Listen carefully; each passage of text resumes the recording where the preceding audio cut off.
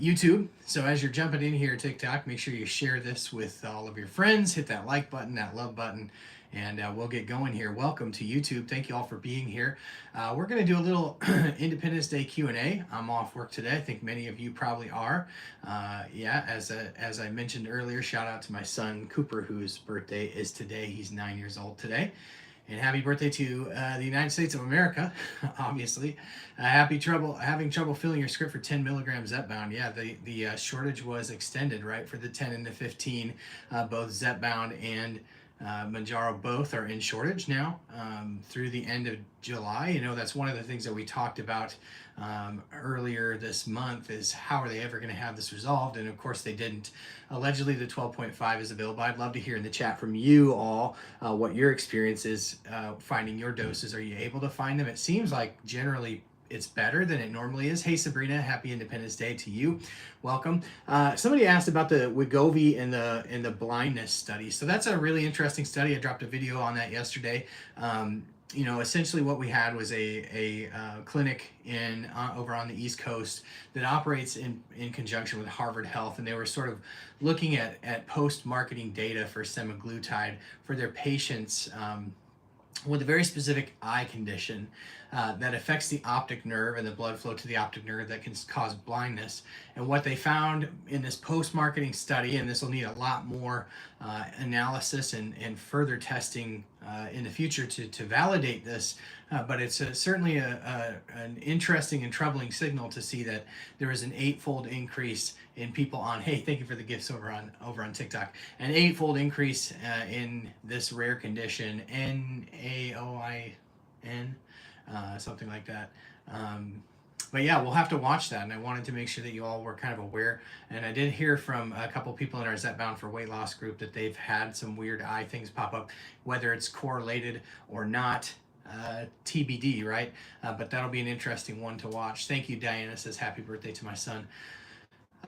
Yeah, some really good advice on handling the shortages. Yeah, definitely called to different pharmacies. Hey, did you read the article about Joe Biden talking about Eli Lilly's prices of medications? I did.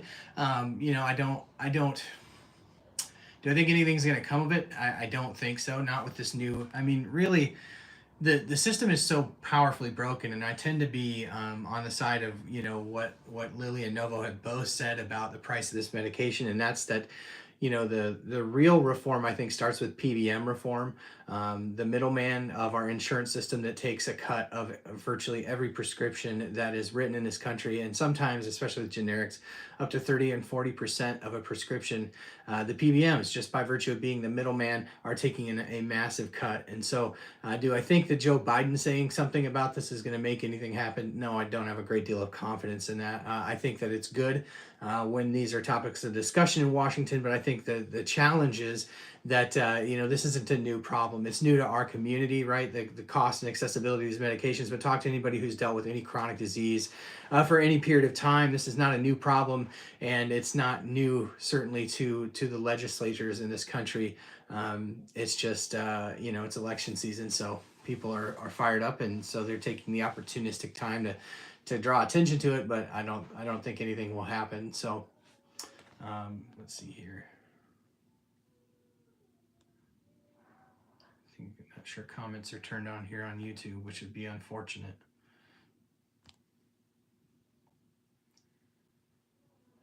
Jenny's having an eye exam next week. Yeah, I think it's the eye thing with Wegovy is definitely worth being aware that it's happening, being aware that it could be a potential, and just having the information, being armed with that, so that you know how to have more competent and confident conversations with your medical care team if you're on one of these medications.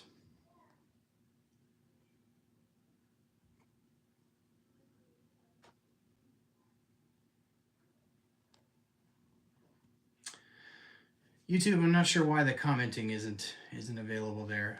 If you're able to make a comment, drop one in the comments on YouTube.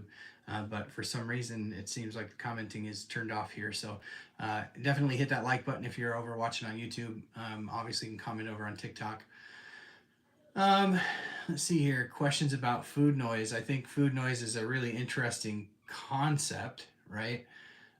Food noise is obviously I don't know that there's a medical sort of explanation for it, but one of the interesting things, people kind of describe it as, especially with the Tirzepatide, right, to a lesser extent with semaglutide, but it's important to note that semaglutide, Ozempic, and Wegovy are primarily a GLP-1 medication. They are a GLP-1 medication, means it just mimics GLP-1. Mounjaro and Zepbound are actually mostly a GIP medication. So two incretin hormones, but it seems like that GIP agonism on the GIP agonism on the Tirzepatide side really works in the brain to turn down the thoughts of just constantly being kind of myopically focused on food, like whether you're talking about thinking about what you're going to eat while you're eating a meal, right, is something that people describe often, or just that sort of insatiable kind of rattling around in the brain, the thoughts of food. And so really like a dial, Zepbound and Mounjaro have been known to turn that down. Now, one of the interesting things is there's definitely a spectrum of how people experience this food noise thing, and then definitely a spectrum of how people respond to the medications. And one of the interesting things, in my opinion, about some of the news that's coming out lately is that what they found with type 2 diabetics, that there are gut hormones that are really, really, really out of whack with diabetics. And the specific science that we've been looking at recently is related to gut bacteria. And this gut bacteria is basically produced in overdrive, especially in type 2 diabetics, what they found in this study. And the byproduct of these gut bacteria that are running amok in your system is something called DPP4. And this chemical breaks down GLP-1. And so when you talk about incretin hormones, and GLP being the most prominent one, DPP4 is running amok in type 2 diabetics, many type 2 diabetics anyway. Now, it's not going to be universally true, but what the science is showing is that many type 2 diabetics are shown to have exorbitant amounts of DPP4 in their system, and that is breaking down those natural hormones that tell you that you're full, that help to regulate your blood glucose, that help to regulate your digestion. All of these things are affected by this sort of gut bacteria imbalance. And so the analog comes along, the GLP-1 analog or the GIP analog, and they really help to kind of combat that natural DPP4 inclination to break down your endogenous GLP-1. And so these medications are really helping a lot of people. So the food noise, if you're experiencing if you don't experience the turn down of the food noise like other people, there's a good chance that you have something going on that's unique to your own physiology and biology. Perhaps that would be excess DPP4 in your blood. There are a whole class of medications that are DPP4 inhibiting, but interestingly, you can take lactobacillus, which has been shown to break down DPP4. The other sort of medical explanation that they've come up with for why some people don't respond as well to these medications as others is that if you think about the hormone and the hormone receptors like a lock and key, you've got the hormones floating around in your bloodstream, and you got the receptors, right? And you could substitute hormones for the analog versions, the medicines, right? But you got this floating around in your blood, and it binds to the receptor like a lock and a key. And what they found in some of the recent studies in slow responders or non-responders is that the lock is malformed, and so you have this hormone that comes along that cannot properly bind to that receptor, and so you have less of a response to the medication, and then definitely less of a response to native GLP-1. So they're finding medical sort of reasons for why people respond better to these medications and why some people don't. So very, very interesting science coming out about that. So if you're one of those people who hasn't responded as well to these medications, I just implore you not to beat yourself up about that.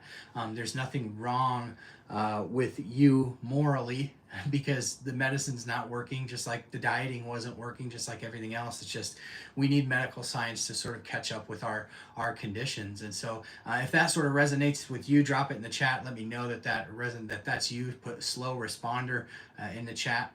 Conversely, some people are super responders, and there's reasons for that as well. So Thank you all for being here. Thank you for jumping in. If you have any questions, drop them in the chat. I know that for some reason the commenting doesn't seem to be working on YouTube.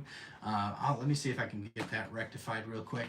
But if you have a question, Peter's 53 pounds down in 11 weeks. Peter, it's so good to have you here.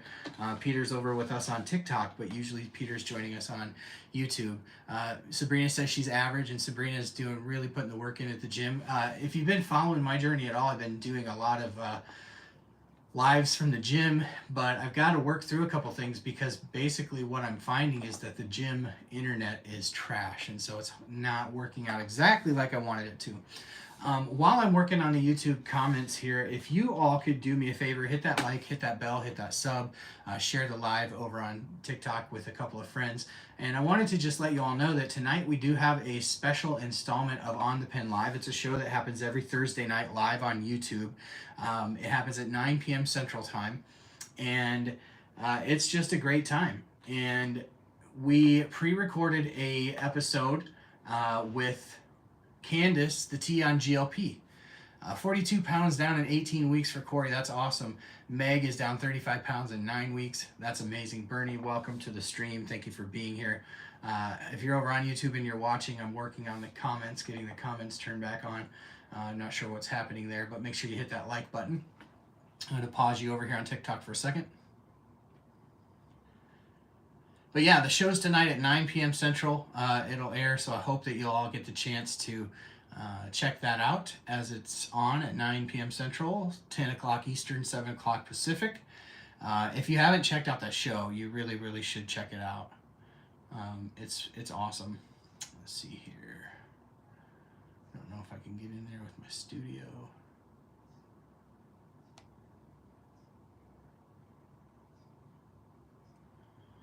Doesn't look like it.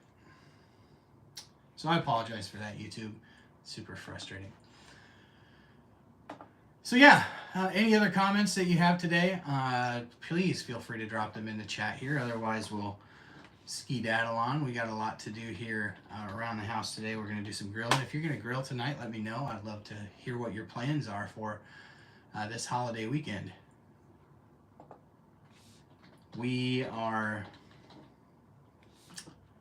celebrating at the home tonight. We're going to be doing some fireworks. I don't know if you guys have fireworks available in your area, but we're going to be celebrating my son that way, and then we're going to be going up to our camper and spending the weekend there. So what are y'all plans? Caglarina or Retta, what do you think is king? Have 100 more to go. Really great question, whether I feel like Caglarintide or Retatrutide will be it. And I think the answer is it depends on you. I think for some people, they're going to take Caglarintide and they're not going to have, as strong of a response as others may. I think the same can be said for Retatrutide.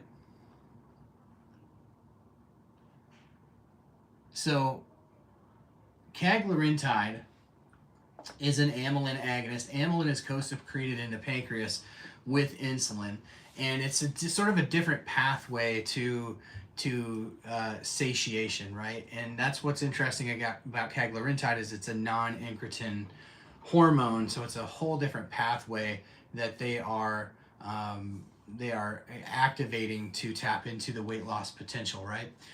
With Retatrutide, it's very similar to existing medications that we have on the market in that it is a GLP-1 GIP co-agonist, but it also adds in the glucagon receptor, and the glucagon really revs up the metabolic response to these medications, and I think that is what is unique about Retatrutide, is it has the potential to really have some really strong metabolic effects that the previous generations of these medications didn't. And so you see Caglarintide being combined with semaglutide, so two pathways, GLP-1 and amylin, and then Retatrutide, the triple G, where you've got glucagon, GLP-1, and GIP all kind of working together. So I think they're showing very similar results, to be honest with you, from a weight loss perspective. I think what we're hearing, at least what I'm hearing through the grapevine, is that